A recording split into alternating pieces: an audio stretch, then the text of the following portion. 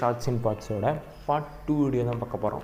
Part 1 வீடியோவில் king பான் opening பற்றி பார்த்தோம். பார்ட் 2 வீடியோவில் கிங் பான் ஓப்பனிங் வச்சு ஒரு சின்ன அட்டாக் நைட் வச்சு பிஷப் வச்சும் அட்டாக் பண்ணுறது எப்படி அப்படின்றது பார்க்க போகிறோம். ஃபஸ்ட்டு நம்மளோட கிங் பானை நம்ம நோத்துவோம், அவங்களோட கிங் பானை நோத்துவாங்க.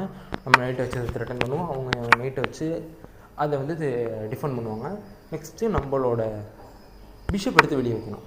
அவங்க இந்த கேஸ் அவங்களோட நைட்டை எடுத்து வெளியே வச்சுட்டாங்க அப்படின்னா நம்ம இந்த நைட்டை இங்கே வச்சோன்னா அவங்க இந்த பானை வச்சு ரிட்டன் பண்ணுவாங்க. அப்போ நம்ம இங்கே வச்சோன்னா இதுக்கும் குயினுக்கும் ரூக்குக்கும் ஃபோர்க் ஆயிரும்.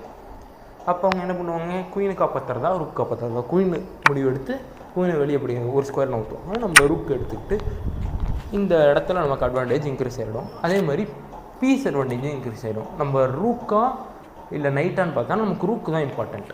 ஸோ ரூக்கு வந்து நம்ம கேப்சர் பண்ணி வச்சு நைட்டை வச்சு இந்த கேஸ் அவங்களோட இடத்துக்குள்ளே போய் மாட்டிக்கிட்டால் கூட நமக்கு வந்து பாயிண்ட்ஸ் வந்து 2 பாயிண்ட் இன்க்ரீஸ் ஆகும். பட் இதில் ஒரு சின்ன வேரியேஷன் இருக்குது. இந்த கேஸ் அவங்க இதை நைட்டை வச்சு இந்த நைட்டை வெளியே கொண்டு வந்துட்டாங்க என்னை காப்பி பண்ணுற மாதிரினா, நான் இந்த பானை ஊற்றினா அவங்களும் என்னை காப்பி தானே பண்ணுறாங்க, அவங்க இந்த பானை ஊற்றுவாங்க. அப்போ நான் இதை வெளியே கொண்டு வரேன், திருப்பி நைட்டு இன்னொரு ஸ்கொயரை நவுத்துறேன். எதுக்கு இந்த டி ஸ்கொயர் நவுத்தாமல் இந்த நைட்டை நவுத்தக்கூடாதான்னு கேட்டிங்கன்னா, நிச்சயமாக இல்லைன்னா இந்த குயின் இதை கட் பண்ணிடும். இப்போ இந்த பிஷப் ப்ரொடக்ஷன் இருக்கிறதுனால கட் பண்ணியிருக்காது.